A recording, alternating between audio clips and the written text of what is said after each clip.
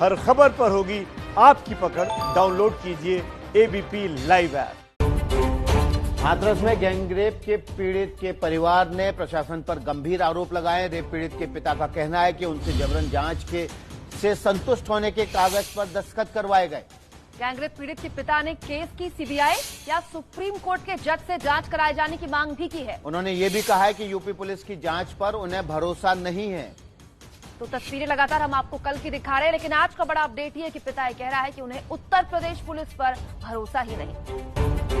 इस वक्त की बड़ी खबर, नमस्ते भारत ब्रेकिंग। कल हाथरस जाने की कोशिश में रोके गए कांग्रेस नेता राहुल गांधी और प्रियंका गांधी के खिलाफ अब यूपी पुलिस ने एफआईआर दर्ज कर दी है। दोनों के खिलाफ नोएडा के कमिश्नर ने मुकदमा दर्ज कराया है। राहुल और प्रियंका के खिलाफ महामारी कानून तोड़ने के खिलाफ मुकदमा दर्ज किया गया है। यानी कि कोरोना काल में जो धक्का मुक्की हुई, जो भीड़ इकट्ठा की गई, उसके खिलाफ ये केस दर्ज किया गया है। ये तस्वीरें कल की, जिस पर आज पुलिस ने लिया है राहुल गांधी और प्रियंका गांधी के खिलाफ एक्शन। हाथरस में गैंगरेप की पीड़ित के परिवार ने प्रशासन पर गंभीर आरोप लगाए। रेप पीड़ित के पिता का कहना है कि उनसे जबरन जांच से संतुष्ट होने के कागज पर दस्तखत करवाए गए। यही नहीं, पिता ने यह भी कहा है कि यूपी पुलिस की जांच पर तो उन्हें भरोसा ही नहीं। या तो जांच करे सीबीआई या फिर कोई जज।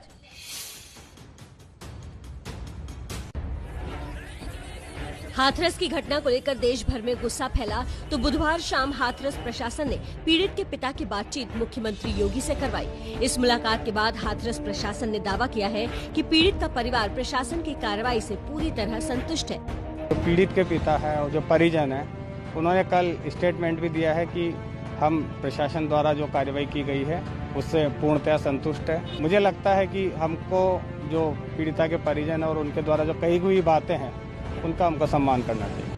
लेकिन इस मुलाकात के बाद पीड़ित के पिता का एक बयान आया है जो मुख्यमंत्री के साथ उनकी बातचीत को लेकर प्रशासन को कटघरे में खड़ा करता है। हम आपको बता दें कि पीड़ित के पिता का ये बयान कांग्रेस महासचिव प्रियंका गांधी ने ट्वीट किया है।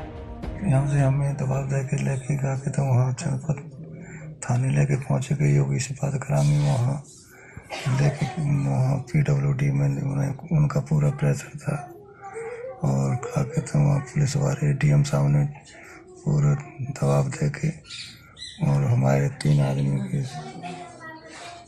साइन करा लिए और उससे हम संतुष्ट नहीं हैं। DM साहब पीड़ित के पिता के बयान का सम्मान करने की बात कर रहे हैं। वो अब क्या कहेंगे? पीड़ित के परिवार को यूपी पुलिस की जांच पर भी भरोसा नहीं है। यही वजह है कि वो सुप्रीम कोर्ट के जज या CBI से जांच की मांग कर रहे हैं। केस की बिटिया की जांच होनी चाहिए सुप्रीम कोर्ट के जज के द्वारा। CBI जांच होनी चाहिए। हाँ, दबाव बना के कहा कहते हो पुलिस वाले, वहाँ तो सब अधिकारी है, उन लोगों ने की तो गोली करना दे। हाथरस में जिस तरह पुलिस कोरोना के नाम पर मीडिया की कवरेज पर पाबंदी लगाने की कोशिश कर रही है, उससे साफ लगता है कि पीड़ित परिवार का डर बेबुनियाद नहीं है।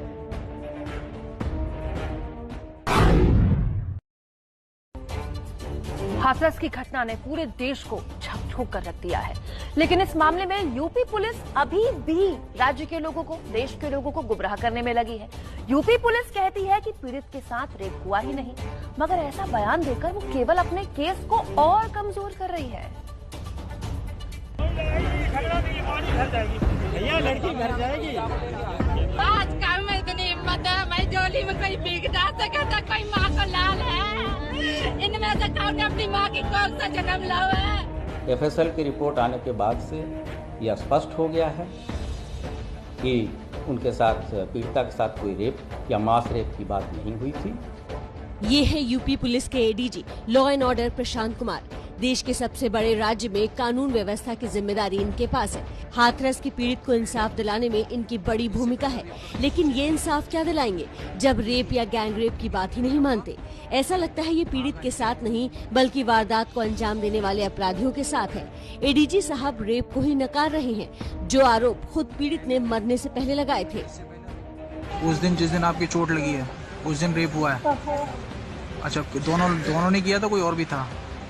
वो दोनों थे, पर बाकी सब भाग गए थे। अच्छा, बाकी सब भाग गए थे। जब मम्मी को देख के भाग गए थे तो आप उस समय होश में थे? थोड़ा सा होश था। अच्छा, तो रेप हुआ आपके साथ, उसके बाद क्या किया? पानी डाला तो पूछो मैं क्या हुआ। तो क्या यूपी पुलिस कहना चाहती है कि अस्पताल में जिंदगी और मौत से जूझ रही लड़की ने झूठ बोला था? क्या यूपी पुलिस को लगता है कि उसके परिवार के लोग झूठ बोल रहे हैं? अब जरा एडीजी साहब की दलील विस्तार से सुन लीजिए। जो विधि विज्ञान प्रयोगशाला की रिपोर्ट भी अब प्राप्त हो गई है, जिसमें यह स्पष्ट रूप से बताया गया है कि जो सैंपल एकत्रित किए गए थे उसमें किसी तरह का स्पर्म और शुक्राणु नहीं पाया गया है। इससे स्पष्ट होता है कि कुछ लोगों के द्वारा प्रदेश में गलत तरीके से जातीय तनाव पैदा करने के लिए इस तरह की चीजें कराई गई। जो यूपी पुलिस रात के अंधेरे में गुपचुप ढंग से पीड़ित का अंतिम संस्कार करके भाग जाती है, वो फॉरेंसिक साइंस लैबोरेटरी का हवाला दे रही है, लेकिन देश का कानून एडीजी साहब की दलील को नहीं मानता। भारतीय दंड संहिता की धारा 375 के मुताबिक रेप साबित करने के लिए स्पर्म का पाया जाना जरूरी नहीं है। अगर पीड़ित रेप का आरोप लगाने के बाद मेडिकल नहीं कराना चाहती तो पुलिस उसे न तो मजबूर कर सकती है, न इस आधार पर उसके आरोप को खारिज कर सकती है। कानून में ये भी कहा गया है कि अगर सरकारी अधिकारी रेप के मामले में कानून की तरफ से तय प्रक्रिया का पालन नहीं करता है तो उसको सजा और जुर्माना हो सकता है। अगर आप ये एक्सपेक्ट करते हैं कि अगर 14 तारीख को रेप हुआ है और 22 तारीख को फर्स्ट टाइम या 25 तारीख को फर्स्ट टाइम उस विक्टिम का मेडिकल एग्जामिनेशन होता है, तो नेचुरली आपको विद इन 15 डेज कोई स्पर्म की कोई साइन नहीं मिलेगा किसी विक्टिम के बॉडी के अंदर। तो सिर्फ ये कह देना आफ्टर 15 डेज ऑफ अकरेंस कि इस केस में रेप हुआ ही नहीं और कॉज ऑफ डेथ जो है सर्वाइकल इंजरी है, ये मेरे हिसाब से कहीं ना कहीं एक लूप होल छोड़ता है और विक्टिम की जो स्टेटमेंट है उसको आप कंप्लीटली नकार देते हैं, उसको आप पहलू पे लेते ही नहीं है कि विक्टिम ने जब डाइंग डिक्लेरेशन दी है कि उनका एक रेप हुआ है, तो क्या उस स्टेटमेंट की कोई वैल्यू नहीं है आइज ऑफ लॉ के अंदर। तो जो यूपी पुलिस कानून की बुनियादी बातों को ही नहीं समझती, उससे आप इंसाफ की उम्मीद कैसे कर सकते हैं? क्यों नहीं माना जाए कि जो यूपी पुलिस दूसरों पर गुमराह करने का आरोप लगाती है वो खुद जानबूझकर गुमराह कर रही है। तो प्रशासन के हाथों हाथरस के परिवार के दुख का अंत नहीं है। पहले केस दर्ज करने में आनाकानी की, फिर इलाज में लापरवाही बरती और तो और रात के अंधेरे में पीड़ित का अंतिम संस्कार भी कर दिया गया। और अब हाथरस प्रशासन के मुखिया यानी वहां के डीएम पीड़ित के परिवार को धमका रहे हैं।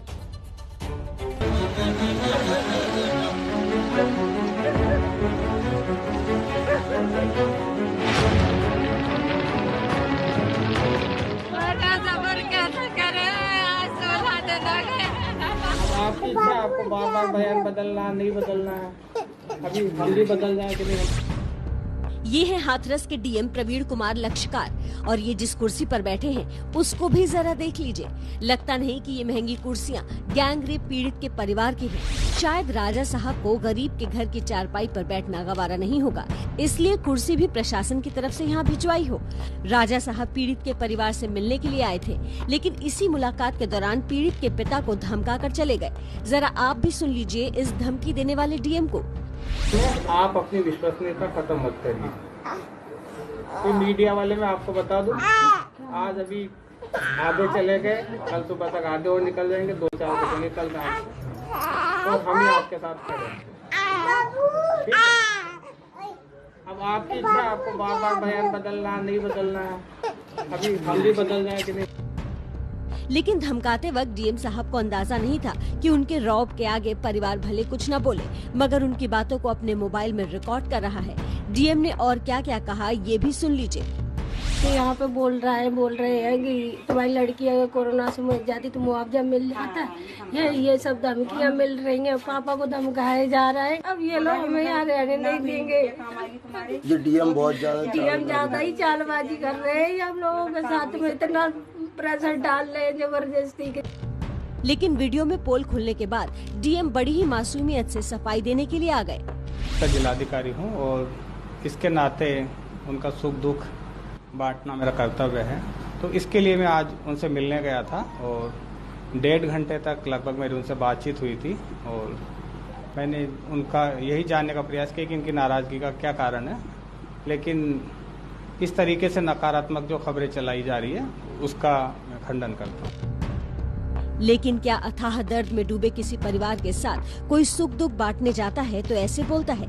ये फैसला हम अपने दर्शकों पर छोड़ते हैं। आप अपनी विश्वसनीयता खत्म मत करिए। तो मीडिया वाले मैं आपको बता दूं, आज अभी आधे चले गए, कल सुबह तक आधे और निकल जाएंगे, 2-4 बजे निकल जाएंगे, तो हम ही आपके साथ खड़े हैं। अब आपकी इच्छा, आपको बार बार बयान बदलना नहीं बदलना है, अभी हम भी बदल जाए कि नहीं। हाथरस कांड की गाज अब अफसरों पर गिरना शुरू हो गई है। यूपी के अपर सचिव अवनीश अवस्थी से सूचना विभाग वापस ले लिया गया है। नवनीत सहगल को प्रमुख सचिव सूचना बनाया गया। नवनीत सहगल अखिलेश यादव और मायावती सरकार में भी कई अहम पदों पर रह चुके हैं। हाथरस केस की गाज गिरनी तो शुरू हुई है, लेकिन बड़ा सवाल ये है कि एडीजी साहब को कौन समझाए। और अब जानिए खबरें इत्मीनान से। यूपी के हाथरस में हुई घटना पर पुलिस और प्रशासन की मुश्किलें बढ़ने वाली हैं। इलाहाबाद हाई कोर्ट की लखनऊ बेंच ने इस मामले में दखल दिया है। कोर्ट ने इस घटना का दुख खुद संज्ञान लिया है। जस्टिस राजन राय और जस्टिस जसप्रीत सिंह की बेंच ने इस मामले में यूपी के अतिरिक्त गृह सचिव, यूपी के DGP, ADG law and order और हाथरस के डीएम एसपी से जवाब मांगा है। इन अधिकारियों से 12 अक्टूबर तक जवाब मांगा गया है। हाथरस के डीएम प्रवीण कुमार पर गैंगरेप पीड़िता के परिवार को धमकाने का गंभीर आरोप लगा है। एक वीडियो सामने आया है जिसमें हाथरस के डीएम पीड़ित परिवार को धमकी दे रहे हैं। वीडियो में हाथरस के डीएम कह रहे हैं कि मीडिया वाले तो चले जाएंगे, लेकिन प्रशासन को यही रहना है, इसीलिए आपकी इच्छा है कि आपको बयान बदलना है या नहीं। डीएम का ये वीडियो अब वायरल हो चुका है। कल हाथरस जाने की कोशिश में रोके गए कांग्रेस नेता राहुल गांधी और प्रियंका गांधी पर यूपी पुलिस ने एफआईआर दर्ज कर दी है। दोनों के खिलाफ नोएडा के कमिश्नर ने केस दर्ज किया है। राहुल प्रियंका के खिलाफ 3 धाराओं में केस दर्ज हुआ है। धारा 188 यानी महामारी कानून का उल्लंघन और धारा 269 यानी कि किसी बीमारी को फैलाने के लिए किया गया लापरवाही भरा काम और धारा 270 यानी किसी बीमारी को फैलाने के लिए किया गया घातक और नुकसानदेह काम। इन धाराओं के तहत केस दर्ज हुआ है। राहुल और प्रियंका समेत 150 कांग्रेस कार्यकर्ताओं पर नामजद एफआईआर हुई है।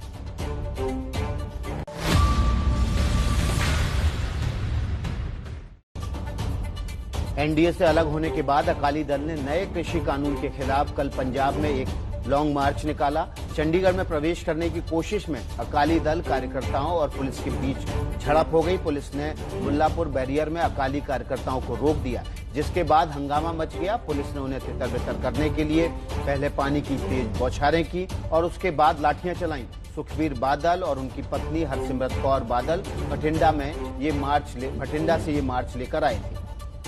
केंद्र सरकार के कृषि कानून के खिलाफ पंजाब में किसानों का रेल रोको आंदोलन जारी है। ये पंजाब के मोंगा की तस्वीरें हैं। किसान रेल की पटरियों पर धरने पर बैठे हैं।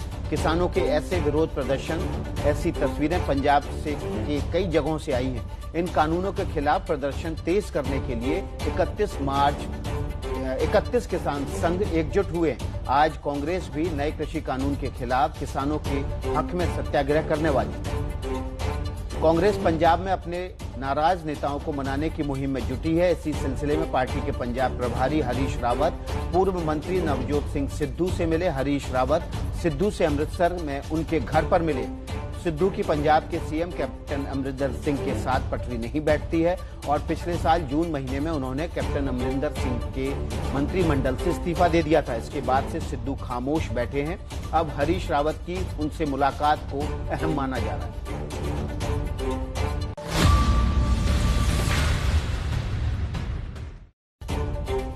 बिहार में सीट बंटवारे को लेकर बगावती तेवर दिखा रहे लोक जनशक्ति पार्टी के अध्यक्ष चिराग पासवान के तेवर ढीले पड़ गए हैं। चिराग पासवान की गृह मंत्री अमित शाह और बीजेपी अध्यक्ष जेपी नड्डा के साथ बैठक हुई। सूत्र बता रहे हैं कि चिराग पासवान अब सीट बंटवारे के फॉर्मूले पर राजी हो गए हैं। इससे पहले तक चिराग बिहार में एकला चलो की जिद पर अड़े हुए थे। उत्तर प्रदेश में स्कूलों को खोले जाने के आसार बढ़ गए हैं। यूपी सरकार ने कंटेनमेंट जोन के बाहर के इलाकों में इसकी इजाजत दे दी है। स्कूलों को 15 अक्टूबर से चरणबद्ध तरीके से खोला जा सकता है। स्कूलों को खोले जाने को लेकर योगी सरकार ने बाकायदा गाइडलाइंस भी जारी कर दी हैं। सर्दी के मौसम में भी लेह तक हथियार और रसद पहुंचाने के लिए अहम रास्ता खुलने जा रहा है। कल पीएम मोदी ऊंचाई पर दुनिया की सबसे लंबी टनल अटल टनल का सुबह 10 बजे उद्घाटन करेंगे। ये टनल हिमाचल प्रदेश में रोहतांग पास पर बनी हुई है, जो कि 6 महीने भारी बर्फबारी के कारण बंद रहता है। इस सुरंग से मनाली लेह के बीच दूरी 46 किलोमीटर कम हो जाएगी। सुरंग से समय में लगभग 4 से 5 घंटे की बचत भी होती है।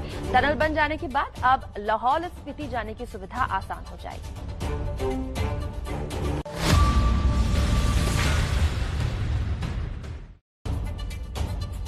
चीन से चल रहे तनातनी के बीच रक्षा मंत्रालय ने सेना के लिए 10 लाख हैंड ग्रेनेड्स का सौदा किया है। नागपुर की एक प्राइवेट कंपनी थल सेना के लिए मल्टीमोड हैंड ग्रेनेड बनाएगी। इसके लिए रक्षा मंत्रालय ने कंपनी से 409 करोड़ रुपए का सौदा किया है। ये हैंड ग्रेनेड्स दूसरे विश्व युद्ध के विंटेज ग्रेनेड्स की जगह लेंगे, जिन्हें सेना अभी तक इस्तेमाल कर रही है। मध्य प्रदेश में कल सभी टाइगर रिजर्व और वाइल्ड लाइफ सेंचुरी पर्यटकों के लिए खोल दिए गए हैं। टाइगर के लिए मशहूर कान्हा नेशनल पार्क में पहले ही दिन पर्यटकों की भारी भीड़ देखी गई। सैलानियों को यहां मेल टाइगर के दर्शन भी हुए। टाइगर लगभग 20 मिनट तक पार्क के रास्ते में चहलकदमी करते देखा गया। कोरोना काल में पहले लॉकडाउन और फिर मानसून की वजह से कान्हा नेशनल पार्क बंद था। आईपीएल में कल अबू धाबी में खेले गए मुकाबले में मुंबई इंडियंस ने बड़ी जीत दर्ज की है। मुंबई इंडियंस ने किंग्स 11 पंजाब को 48 रन से हरा दिया। मुंबई इंडियंस ने पहले खेलते हुए 20 ओवर में 4 विकेट खोकर 191 रन बनाए। इसके जवाब में पंजाब की टीम 8 विकेट खोकर 143 रन ही बना सकी। मुंबई की ओर से कप्तान रोहित शर्मा ने सबसे ज्यादा 70 रन बनाए। मुंबई के गेंदबाज जसप्रीत बुमराह, राहुल चहर और जेम्स पैटिंसन ने 2-2 विकेट लिए।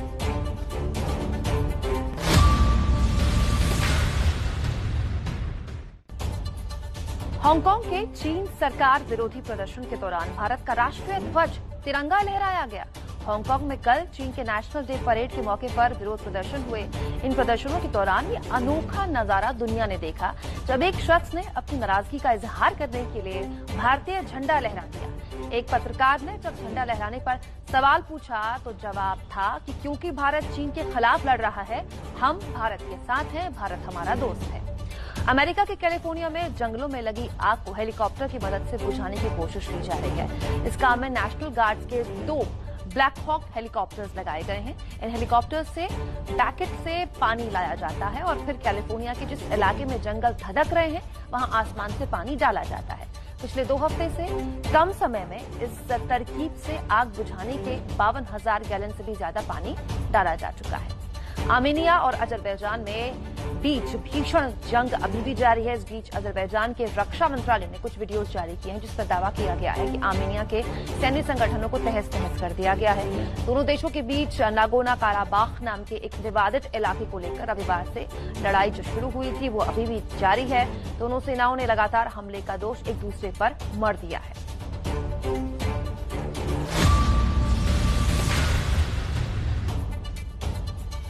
आकाश में प्रधानमंत्री का रक्षा कवच एयर इंडिया 1 भारत आ गया है। इस विमान के आने के बाद विश्व के सबसे ताकतवर नेताओं के समकक्ष हो गई है पीएम और राष्ट्रपति की सुरक्षा।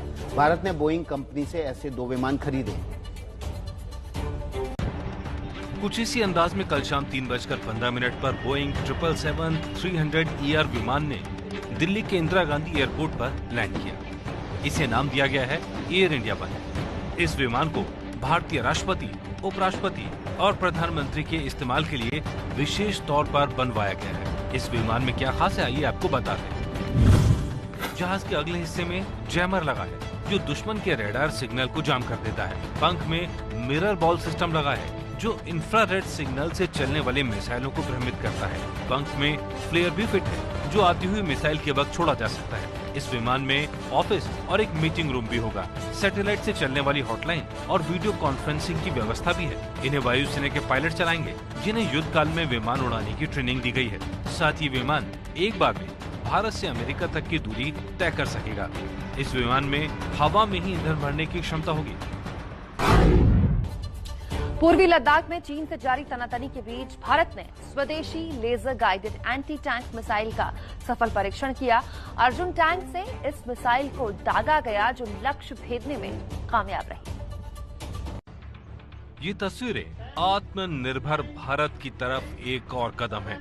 अहमदनगर के रेंज में डीआरडीओ ने अर्जुन टैंक के जरिए टैंक नाशक स्वदेशी मिसाइल का कामयाब परीक्षण किया। 9, 8, 7, 6, 5, 4, 3, 2, 1, now. ये लेजर निर्देशित मिसाइल परीक्षण था। टेंडम हीट वॉरहेड ने टैंक के रक्षा कवच को तोड़ दिया। परीक्षण में 1 से 1.5 किलोमीटर की दूरी पर मार किया गया। पहला परीक्षण 22 सितंबर को हुआ था। युद्ध के मैदान में लेजर गाइडेड टैंक मिसाइल का अहम रोल है, क्योंकि यही वो तरीका है जिसके जरिए दुश्मन के बढ़ते टैंकों को तबाह किया जा सकता है। भारत ने बुधवार को ही सुपरसोनिक क्रूज मिसाइल ब्रह्मोस के स्वदेशी बूस्टर का सफलतापूर्वक परीक्षण किया था, जो आवाज की गति से भी 2.8 गुना तेज गति से अपने लक्ष्य को भेदने की क्षमता रखती है। चीन से चल रही तनातनी के बीच आत्मनिर्भर भारत की तस्वीर देश के लिए गर्व की बात है, क्योंकि कोई भी देश हथियारों पर दूसरों पर निर्भर रहकर मजबूत नहीं बन सकता। भारतीय क्षेत्रों पर सवाल खड़ा करने की नीति को मिला है अमेरिका से करारा जवाब। अब अमेरिका ने अरुणाचल प्रदेश के मुद्दे पर भारत का साथ दिया है। कुदरत की खूबसूरती को समेटे ये है उगते सूरज का घर अरुणाचल प्रदेश।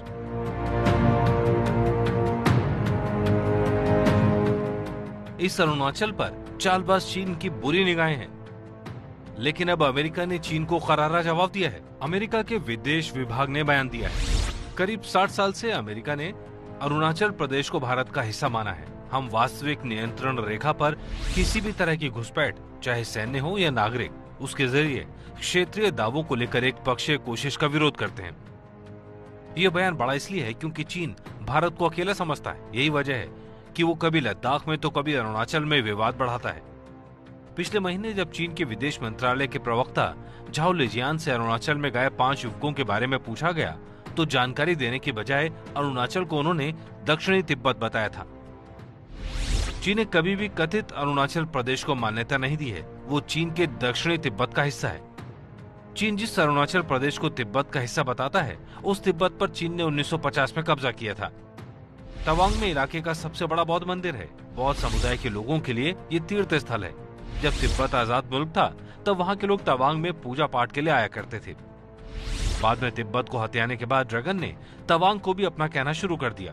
तवांग पर 1962 में चीन ने हमला भी किया, लेकिन यहाँ से उसे मारकर भगा दिया गया। पूर्वी लद्दाख में चीन से तनाव के बीच आई है एक अच्छी खबर। सर्दी के मौसम में भी लेह तक हथियार और रसद पहुंचाने के लिए अहम रास्ता खुलने जा रहा है। प्रधानमंत्री मोदी ऊंचाई पर दुनिया की सबसे लंबी टनल अटल टनल का कल उद्घाटन करेंगे। ये तस्वीरें देश के गर्व करने लायक हैं। कुदरत की चुनौतियों का सामना करते हुए तैयार हुई है ये अटल टनल। आज पीएम मोदी इसे देश को समर्पित करेंगे।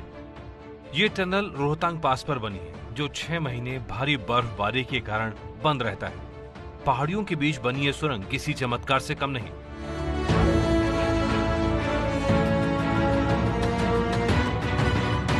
अटल टनल ऊंचे इलाके पर दुनिया की सबसे लंबी हाईवे टनल है। ये टनल करीब 9 किलोमीटर लंबी है। मनाली लेह के बीच दूरी को ये सुरंग 46 किलोमीटर कम करती है। सुरंग से समय में करीब 4 से 5 घंटे की बचत होगी। लेकिन अटल टनल का एक महत्व और है।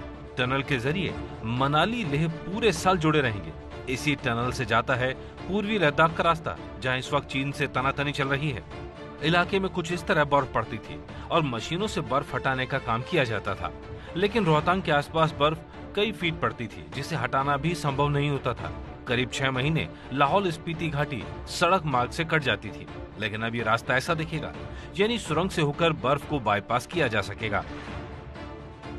अब टनल की विशेषताओं पर नजर डालिए। समंदर से 3000 मीटर की ऊंचाई पर बनी है ये टनल। ये 9 किलोमीटर लंबी डबल लेन टनल है। टनल 10.52 मीटर चौड़ी है। सुरंग के साथ ही जुड़ी है fire proof emergency tunnel. Tunnel से होकर प्रतिदिन 3000 कार गुजर सकेंगी और करीब 1500 ट्रक प्रतिदिन गुजर सकेंगे। वाहन 80 किलोमीटर प्रति घंटे की रफ्तार पकड़ सकेंगे। अब जरा सुरंग में लगे उपकरणों पर गौर कीजिए। सुरंग में घुसते वक्त टनल एंट्री बैरियर है, जिसके जरिए गाड़ियों को चेक किया जा सकता है।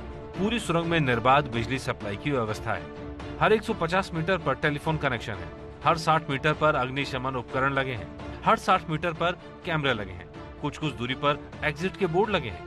पूरी सुरंग में एयर क्वालिटी चेक के उपकरण भी लगे हैं। पूरी सुरंग सीसीटीवी की निगरानी में है, जो किसी भी हादसे का आसानी से पता लगा सकते हैं। पूरी सुरंग में ऑडियो प्रसारण प्रणाली यानी लाउड स्पीकर अनाउंसमेंट सिस्टम है। अटल सुरंग के उद्घाटन समारोह में हिस्सा लेने के बाद प्रधानमंत्री नरेंद्र मोदी लाहौल स्पीति के सिसु और सोलंग घाटी में सार्वजनिक समारोह में हिस्सा भी लेंगे। दिल्ली से संवाददाता विकास भदौरिया की रिपोर्ट। अजरबैजान और आर्मेनिया की लड़ाई काराबाख से निकलकर दोनों देशों के शहरों तक पहुंच गई है। अजरबैजान ने आरोप लगाया है कि रिहायशी इलाकों में गोलाबारी की जा रही है। वहीं आर्मेनिया ने इजराइल से अपने राजदूत को वापस बुला लिया है।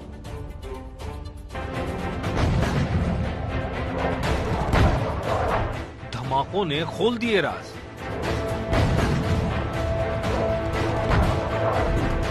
इन हमलों ने बदल दिए रिश्ते।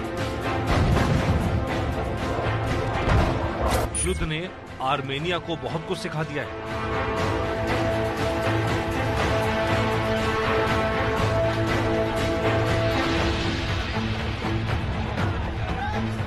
काराबाख इलाके में चल रहे अजरबैजान और आर्मेनिया के युद्ध में आर्मेनिया को तगड़ा झटका लगा है। अजरबैजान की ड्रोन सेना लगातार आर्मेनिया के ठिकानों पर हमले कर रही है। आर्मेनिया की तोप उड़ाई जा रही है।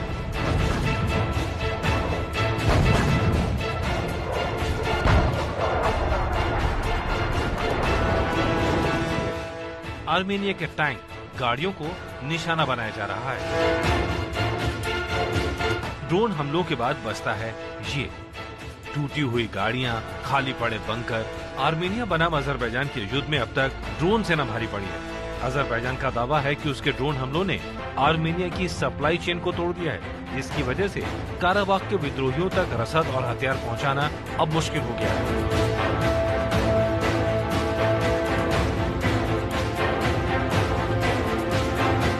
अब आर्मेनिया को समझ आया है राज। इन ड्रोन के पीछे है इजराइल का हाथ। नतीजा, आर्मेनिया ने इजराइल से अपने राजदूत को वापस बुला लिया है। Stockholm International Peace Research Institute के मुताबिक इजराइल ने 2006 से 2019 के बीच $825 मिलियन के हथियार अजरबैजान को बेचे। हमारे साथ टीम इंडिया की ऑलराउंडर लतिका भी जुड़ गई है। लतिका, पिछले कई साल से हमने देखा, पहले मुंबई इंडियंस हारती है, फिर वापसी करती है, फिर पटरी पर आती है और आखिरी में ट्रॉफी तक लेके चली जाती है। इस बार भी ऐसे ही लक्षण दिख रहे हैं। मुंबई इंडियंस ने काफी अच्छा परफॉर्मेंस दिया है, तीनों ही डिपार्टमेंट में बहुत अच्छा किया है। यहाँ बॉलिंग में अच्छा किया, बुमराह की वापसी हुई है, ट्रेंट बोल्ट ने अच्छा बॉल डाला है, राहुल चहर ने अच्छा बॉल डाला है। तो मैं कहूंगी कि मुंबई ने जिस तरह की परफॉर्मेंस दी है, तो हम उम्मीद यही करते हैं कि अगर मुंबई शुरुआत ही इस तरह की परफॉर्मेंस से करे तो अच्छा लगता है, क्योंकि डिफेंडिंग चैंपियन है। लेकिन हमने पिछले आईपीएल्स में भी देखा है कि स्लो स्टार्ट करती है, जीतना धीरे धीरे जीतना शुरू करती है और ट्रॉफी को ले जाती है। तो मुझे लगता है इस साल कुछ ऐसा ही ना हो जाए मुंबई की टीम के साथ। इंडियन टीम की पूर्व बल्लेबाज नेहा भी हमारे साथ मौजूद हैं। नेहा, पोलार्ड ने पिछले 2 मैचेस में, अगर आपने देखा होगा, T20 में सबसे खतरनाक बल्लेबाजी की है और वाकई साबित कर दिया कि उनसे खतरनाक T20 में कोई नहीं है। कल रात को पंजाब के खिलाफ उनकी पारी के बारे में क्या कहेंगे आप? कैसी लगी आपको पारी?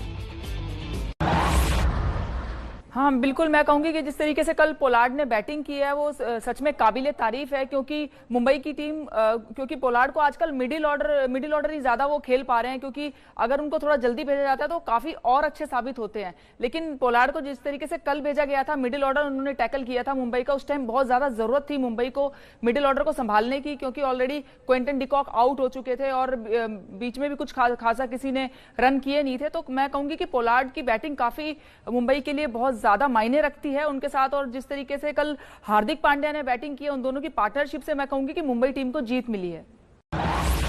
अब चलते हैं सीधे राष्ट्रपति महात्मा गांधी की आज जयंती है, 151वीं जयंती आज देश मना रहा है। पूरा देश बापू को नमन कर रहा है। प्रधानमंत्री मोदी भी राजघाट पहुंचे हैं और महात्मा गांधी को श्रद्धा सुमन अर्पित कर रहे हैं। प्रधानमंत्री मोदी की तस्वीरें आप देख रहे हैं। सोशल डिस्टेंसिंग और मास्क लगाए हुए प्रधानमंत्री मोदी राजघाट पहुंचे हैं बापू को नमन करने के लिए, श्रद्धा सुमन अर्पित करने के लिए। अपने भाषणों में राष्ट्रपिता को अमूमन याद करते रहे हैं प्रधानमंत्री नरेंद्र मोदी। और अगर खास तौर पर प्रधानमंत्री नरेंद्र मोदी के स्वच्छ भारत अभियान का जिक्र करें तो उसमें गांधी की अमिट छाप साफ तौर पर दिखाई देती है। राष्ट्रपिता महात्मा गांधी की जयंती, पूरा देश उस महात्मा गांधी को आज याद करेगा जो सत्य और अहिंसा के सबसे बड़े प्रतीक हैं दुनिया भर में।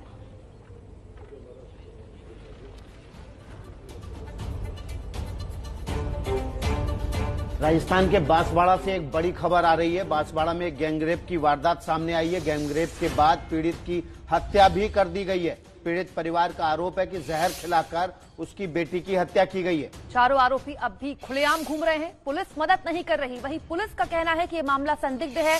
पुलिस के मुताबिक प्यार में धोखा मिलने पर लड़की ने जहर खाया है। बड़ा सवाल ये कि हाथरस में हुई घटना को लेकर राहुल और प्रियंका सड़क पर उतरे। ऐसा राज्य जहां खुद कांग्रेस की सरकार है, वहां नाबालिग को इंसाफ मिलेगा क्या? कल राजस्थान में 7 ऐसे मामले सामने आए थे जिसमें बलात्कार या गैंगरेप की रिपोर्ट की गई थी। और ये बांसवाड़ा से जुड़ा मामला है जिसमें एक ही परिवार के 4 सदस्यों को नामजद किया गया है, लेकिन बलात्कारी अभी भी खुलेआम घूम रहे हैं। नेशनल क्राइम रिकॉर्ड ब्यूरो की माने तो भारत में हर 15 मिनट में, सोचिए, हर 15 मिनट में बलात्कार जैसी घिनौनी वारदात को अंजाम दिया जाता है। एक दिन में 90 बलात्कार के मामले दर्ज होते हैं। शर्मनाक बात यह है कि इन 90 में से हर चौथी बलात्कार पीड़ित नाबालिग होती है। जबलपुर में भी 2 साल की बच्ची से गैंगरेप की वारदात का खुलासा हुआ है। हाथरस की बेटी को अभी न्याय भी नहीं मिला है कि जबलपुर से इंसानियत को शर्मसार करने वाली गैंगरेप की वारदात सामने आई है। रोने की ये आवाज उस माँ की है जिसकी 2 साल की मासूम को दरिंदों ने हवस का शिकार बनाया।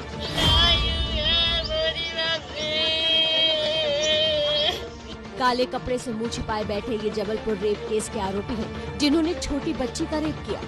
इसमें 2 आरोपियों की गिरफ्तारी हुई है। एक सोनू ठाकुर है जो मुख्य आरोपी है, वह उसका साथी शिवम मल्ला है। ये दोनों जो आरोपी हैं ये 20-21 साल के हैं। जो मुख्य आरोपी है वो ड्राइवर का काम करता है, वह जो दूसरा आरोपी है वो खेती किसानी करता है। दोनों आरोपी शराब के नशे में धुत थे। नशे में ही आरोपियों ने 16 सितंबर की रात को इस बिस्तर पर माँ बाप के साथ सो रही मासूम का अपहरण किया। इसके बाद सुनसान इलाके में गैंगरेप की घटना को अंजाम देकर मासूम की हत्या कर दी। ये एक हमारे लिए एक चैलेंज था। ये दोनों आरोपी अब गिरफ्तार हो गए हैं। इस अपराध को हमने चिन्हित सनसनीखेज में भी चिन्हित किया है और इसमें हमारे एफर्ट्स रहेंगे कि इसमें सजा दिलाएं। पुलिस दोनों आरोपियों को रिमांड पर लेने की कोशिश के साथ कड़ी से कड़ी सजा दिलाने की कयावत में जुट गई है। जान पहचान के लोग, आस पड़ोस के लोग, परिवार के लोग, हम समाज के तौर पर जा कहाँ रहे हैं? 2 साल की बच्चियों को भी नहीं बख्श रहे, हवस का शिकार बना रहे। बहुत दुख होता है। मध्य प्रदेश के सीहोर से बेहद दुखी कर देने वाली खबर आई है। एक किसान कर्ज के बोझ तले दुनिया छोड़ गया। स्थानीय प्रशासन किसान के गुजरने के पीछे पत्नी से रिश्तों का तनाव बताया जा रहा है। जांच की तो पता चला कि किसान की पत्नी 25 साल पहले ही गुजर गई। गम में डूबा ये परिवार 55 साल के किसान नन्नू लाल वर्मा का है, जिन्होंने 30 सितंबर 2020 को खुदकुशी कर ली थी। परिवार का दावा है कि नन्नूलाल करीब 7 लाख रुपए का कर्ज नहीं उतार पाए, इसलिए दुनिया छोड़ गए। इस केस की जांच हुई तो प्रशासन ने प्रेस नोट जारी कर नन्नूलाल की मौत पर जो लिखित सच सामने रखा वो बिल्कुल अलग था। दावा है कि किसान नन्नूलाल का उनकी पत्नी के साथ झगड़ा हो गया था और बाद में उन्होंने आत्महत्या कर ली। लेकिन इस दावे पर तब सवाल उठने लगे जब पता लगा कि किसान नन्नूलाल की पत्नी को मरे हुए 25 साल हो चुके हैं। ये पत्नी उनकी है ही नहीं, 25 साल हो गए पत्नी मर। वो कर्ज के मारे कर रहे थे, वो पैसे 2 लाख के पैसे दो। तो कितना तकरीबन कर्जा था उनके ऊपर? 6-7 लाख रुपए कर्जा था। पत्नी है ही नहीं, पत्नी को 25 साल हो गए मरे। पुत्र से कोई विवाद ही नहीं था। आपसे आए थे पूछने ये लोग अधिकारी? हाँ आए थे पूछने। यहाँ सवाल है कि जब पत्नी है ही नहीं तो उससे लड़ाई के बाद सुसाइड का दावा प्रशासन ने कैसे किया और क्यों किया? क्या प्रशासन कर्ज से सुसाइड का मामला दबाना चाहता है? क्या जांच जल्दबाजी में की गई और रिपोर्ट गलत बनाई गई? क्या सरकार ने अपनी बदनामी से बचने के लिए किसान को बदनाम किया? ये सवाल उठना इसलिए भी जरूरी हो गया है क्योंकि जब इस मामले ने तूल पकड़ा तो एसडीएम साहब अपने बयान से पलट गए। नन्नू लाल जी के द्वारा आत्महत्या कर ली गई है, जिसके संबंध में मेरे द्वारा मौका जांच की गई। इसमें सामने निकल के आया है कि कल इनका पारिवारिक झगड़ा अपने पुत्र के साथ हो गया था, जिस संबंध में इन्होंने डायल 100 पर भी कंप्लेंट दर्ज कराई थी। डायल 100 के द्वारा समझाइश दी गई थी, लेकिन अत्यंत गुस्से प्रवृत्ति होने के कारण इन्होंने आत्महत्या कर ली है। किसान की कर्ज माफी के बड़े बड़े दावों पर नन्नू लाल जैसों की आत्मघाती कदम बम की तरह गिरते हैं। ऐसे में क्या सरकार खुद को बचाने के लिए किसान की मौत को बदनाम कर रही है? कांग्रेस राजनीतिक हो गई है। जब भी आत्महत्या होती है दुख इस बात का होता है कि इससे सबक लेके इन लोगों के लिए कुछ बेहतर काम करने की बजाय, किसानों के प्रति संवेदना सोचने की बजाय भारतीय जनता पार्टी की सरकार लगातार गुंडागर्दी करके प्रशासनिक दबाव से, बाहुबल के माध्यम से लोगों को दबाने का काम करती है। याद रहे, इससे पहले कांग्रेस भी सत्ता में रही है और ये कर्ज तब से ही किसान के सिर पर बोझ बना हुआ है। जहां एक तरफ लोग कोरोना से जूझ रहे हैं, वहीं राजस्थान में पंचायती राज चुनाव में खुलेआम नशे का कारोबार फल फूल रहा है। पुलिस के तमाम दावों की हवा निकालती है वीडियो तेजी से वायरल है। हालांकि ये वीडियो राजस्थान के किस गांव का है अभी ये पता नहीं। पंचायत चुनाव में नशे का बोलबाला। ड्रम में गाल हो माटे ड्रम में गाला ठीक हो गालूडो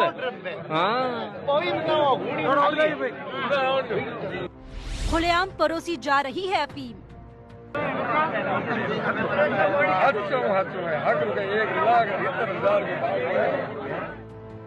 ये वीडियो एक सभा का है जो इन दिनों सोशल मीडिया पर वायरल है। देखिए, मुंह पर मास्क पहने इस बुजुर्ग आदमी के हाथ में अफीम का पैकेट है। सामने पानी से भरा एक स्टील का घड़ा रखा है जिसमें अफीम को घोला जा रहा है। ये वीडियो सभा में बैठे एक आदमी ने शूट किया। इस दौरान हंसी मजाक करते लोग अफीम को बड़े ड्रम में गलाने की बात कहते सुनाई दिए। ड्रम में गाल हो माटे ड्रम में गाला ठीक हो गालूडो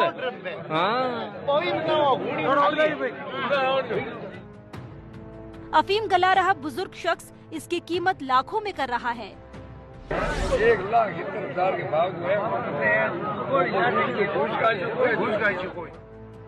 ये लोग जिस भाषा में बात कर रही हैं, वो मारवाड़ क्षेत्र की बताई जा रही है, जहां पंचायत के चुनाव का दौर है।